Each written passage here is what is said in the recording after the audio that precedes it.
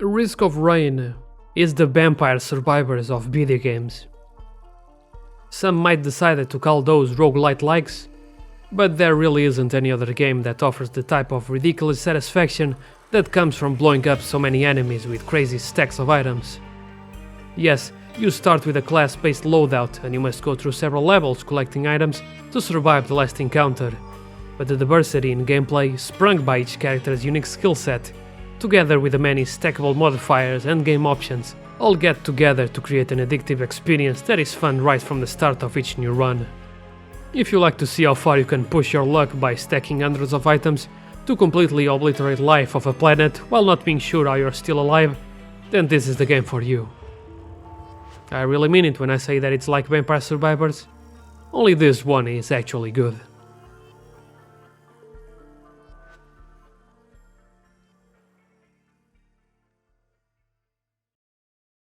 For those who play the original Risk of Rain, is this worth it? Well, the answer is not that simple. I've played my fair share of the original, more than enough to get to 100% completion in several different platforms. Hell, one of those was the beta. Do you even know how hard it is to sin that thing? Even then, I've drowned those 20 worlds more times than anyone should ever be forced to, and goddamn if I won't do it again when the time comes. On the other hand, I barely played the sequel, only going through a handful of runs while it was still in early access, but I do remember not being as fun as its predecessor. Unfortunately, it has been too long for me to remember exactly what was wrong with it, and while I could go try it right now, everything and everyone seems to be pointing to how awful the complete version is, at least in comparison to the first game, so I'll pass on it for now. I am aware that there are several key features from 2 that got brought over into this one. I'm just not too familiar with them, so they'll look brand new to me in here. There is also the question of the Starstorm mod, which is a massive fun expansion to the original version that includes so much content that some hardcore players swear that it invalidates the necessity of a remake. While I can certainly understand the argument, I think both of them can coexist as separate products for different needs. Although, it is important to acknowledge why this remake exists in the first place. As a game built by 2 college students in the Game Maker engine, it's a miracle that the game turned out as good as it did. The original is still a great game, but try to set up a multiplayer run through the internet, and good luck on getting to the end without everyone disconnecting. Plus, looking back on it now, it's pretty bare bones in regards to its set of features. It is obvious that the people who are so much into this specific experience would never be in favor of the changes needed for the full-fledged remake, so there's no point in arguing in favor of those. Otherwise, we're just getting unnecessarily buttered over every technical change, to a point where it can only be compared to the usual antics of Melee fans. Even so, the developers implemented several options to disable some of the new features, for those who want to further customize their runs and make the experience closer to the original. Another point of contention is the enhanced pixel art style, which some claim to work against the necessity of clear silhouettes for when you get to the real Risk of Rain and the screen is filled with pure mayhem. I don't think it's possible to make this readable in any sort of sensible way, so if there's to be a contestable problem regarding its visuals, it should be how some sprites were translated to the new style, but honestly, that comes down to a matter of personal preference. Personally, I find it to be an overall improvement, from the impact of each skill to the flow of movement out of each monster, with special mention to the reworked portrait art in the bestiary.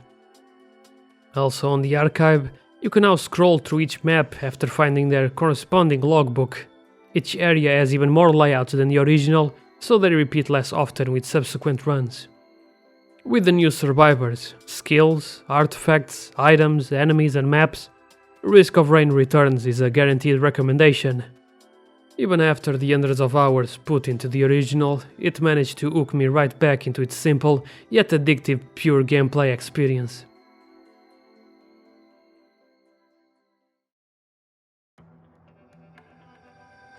For all of those who aren't familiar with the game, here's a quick rundown on the general experience. The story, if anyone even cares about that in here, is that the ship you are hauling a bunch of cool shit and cooler people crashed into a planet because some fucker was salty about something. Man, whatever, by the time you get to him in the end you can barely see what's happening on the screen, so who cares? I'm wearing 20 pairs of sunglasses and 15 acoustic guitars. The fuck are you gonna do about it? After choosing your survivor, you'll be thrown somewhere on the map, where you'll need to find and activate the teleporter to the next stage, which will trigger the area's boss, plus several waves of enemies. Each area contains several chests with trinkets that will give you buffs, but to open those you need money that drops from the enemies. While you might be inclined to get all of the chests, the overall difficulty increases the longer you take, so if you go in trying to inspect every nook and cranny, you might end up being blown the fuck out by the next level. By completing specific achievements, you can unlock new items that will be added to the loot table, so the run variety only gets more diverse as you go farther into the game.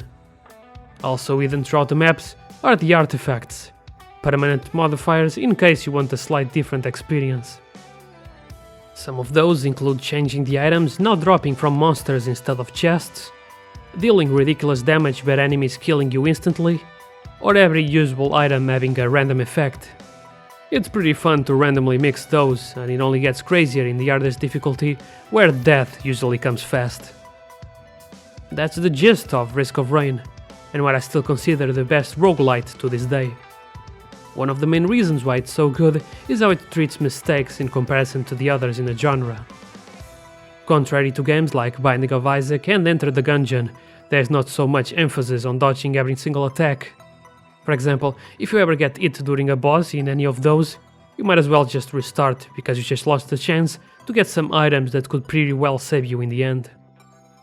While in Risk of Rain, all the characters naturally recover health over time, so even if you mess your skill execution or you get hit with that sweet fall damage, it's absolutely fine. If they hit you, just remember to hit them right back. That includes the floor, of course.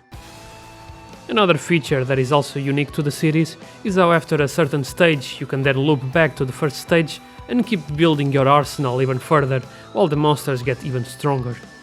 I still haven't managed to pass the first loop as the game's balance has been adjusted for the new items, but in the original, the longest I went before getting tired was 6 or 7 loops. As soon as one enemy put a foot in my field of vision, the screen would just blow up with projectiles bouncing at every direction.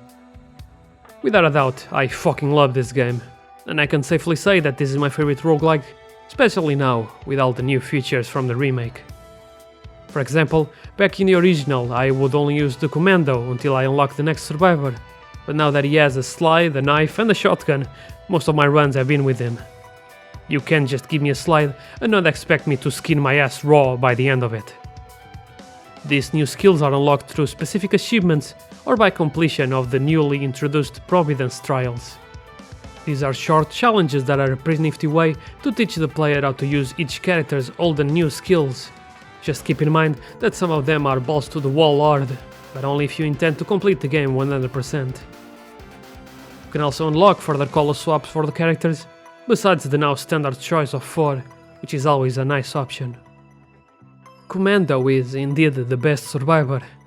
At least until you unlock the Loader, which is a dude wearing an exoskeleton that is about to make matters rather personal. Everyone's gangsta until someone pulls a Sigourney Weaver You bitch! and starts hauling ass through the planet while throwing fists around. You would think that much weight would slow the motherfucker down, but guess fucking what? This bad boy includes an hydraulic gauntlet that pulls you up to anything and anyone that thinks they can escape some of this fisting action. Seeing anyone talking shit on the floor below? Just blow up and spike yourself to the ground at max speeds. Is all of this somehow not enough? Put down an electric beacon and punch so hard that you stun lock everything to death. If this is also not doing the job, you might want to try the alternative bullet punch, just in case you need to hit something with 1000% damage. Damn, Loader really is the best survivor. But then you unlock the sniper and oh baby yes, active reloading. This guy ain't got time for bullshit, so rev up that teleporter, line up your enemies and get ready for some railgun action. That shit right there, that's 2000% of raw damage. Wow! Add that up to a successful active reload that grants further bonus damage, plus the scout which guarantees criticals, and you already know what to expect. Let's give him a little taste of the good shit!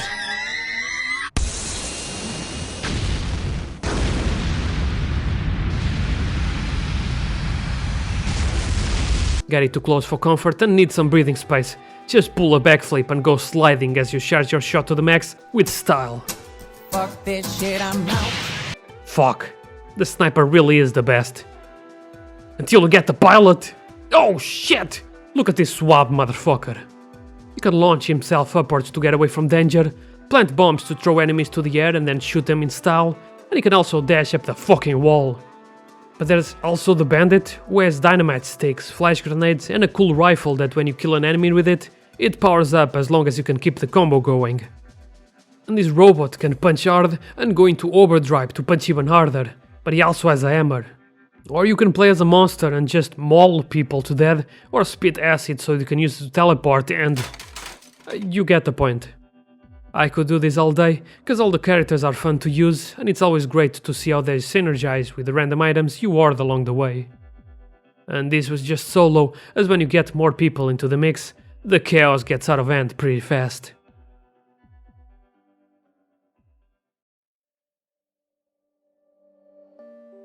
The developers have been working hard on fixing all of the problems that have been cropping up since release, so there is not much I can complain about, as it's all probably going to get fixed down the line. If anything, when playing solo I wish there was a button to temporarily zoom out for an easier recon of your surroundings, as I usually play zoomed in. There is also the question of this release being a new separate product from the original, as some people were expecting for this version to be given for free for those who own the original, or to be offered at a discounted price. Would I have liked if Risk of Rain Returns was given for free for the original owners? Yes, but the way I see it, the amount of effort put in here ends up justifying the price, which is pretty cheap, all things considered. Just remember that they signed up with the devil to publish this, so it's most likely their meddling that led to this decision. To me, this is a low price to not have to deal with the absolute broken multiplayer system of the original. Now excuse me, as I still had to unlock the mercenary, the obvious best character.